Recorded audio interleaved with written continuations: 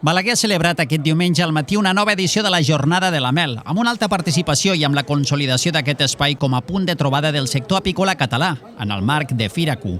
La 18a edició de la jornada ha combinat divulgació, debat i reconeixement al producte amb el lliurament dels premis del concurs Reina de Mels. La jornada s'ha iniciat amb la inauguració a càrrec de la paera en cap Lorena González i ha reunit més de 40 apicultors. Al llarg del matí s'han dut a terme diverses ponències tècniques centrades en la sanitat apícola, la lluita contra la varroa i les estratègies per impulsar la qualitat i la sostenibilitat del sector. Un dels moments destacats ha estat la presentació del nou segell de qualitat Mel d'apicultores i apicultors de Catalunya, impulsat pel mateix sector. Miquel Cantons, membre de la Junta de la nova Associació d'Apicultores i Apicultors de Catalunya, explica els objectius del segell. Que tenim uns consumidors molt desorientats a l'hora de seleccionar una mel que volen mel bona dels apicultors de Catalunya.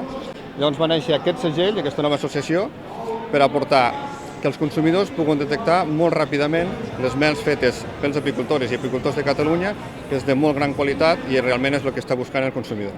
Cantons diu que és una associació molt nova, però ja compta amb uns 90 membres i està en creixement molt ràpid. És una associació molt nova i el degoteig de socis està augmentant. Ara quasi bé potser tenim ja uns 80-90 socis, però tenim moltes inscripcions noves, perquè per inscriure'ns hem d'assegurar que siguin de Catalunya, hem de passar uns paràmetres, però està augmentant molt i esperem que quasi tots els apicultors i apicultores de Catalunya s'inscriuen al segell.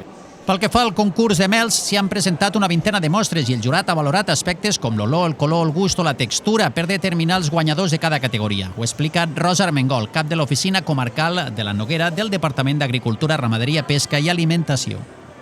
De moment els assistents són uns 40 i escacs i mentre dura la jornada tècnica el que es fa és el recull de les mostres del concurs de mel. Hi ha 24 mostres recollides. De mel hi ha 3 categories, la mel de flors, la mel de romer i la mel de muntanya. Llavors el jurat el que valora és el flaire, el color, el gust, el tacte i amb aquests paràmetres escullen la millor mel de cada categoria i després de les escollides la que serà la millor mel de totes les mels, que és la reina de les mels.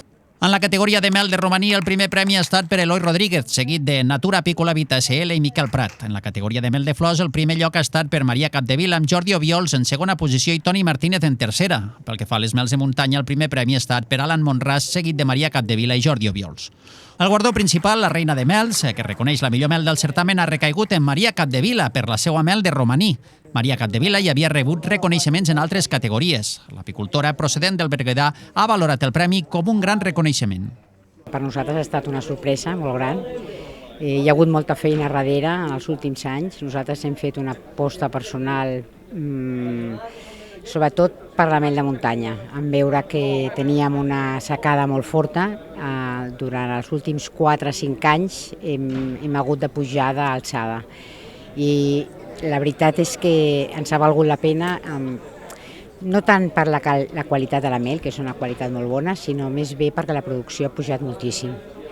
Llavors, quan veus que les abelles estan molt bé i que la feina que fas és reconeguda, com és el dia d'avui, la veritat és que estem molt, molt, molt. I dic que estem perquè jo no treballo sola, treballo amb el meu marit i soci, company de feina, i la veritat és que a darrere de tot això hi ha moltíssima feina, moltíssima.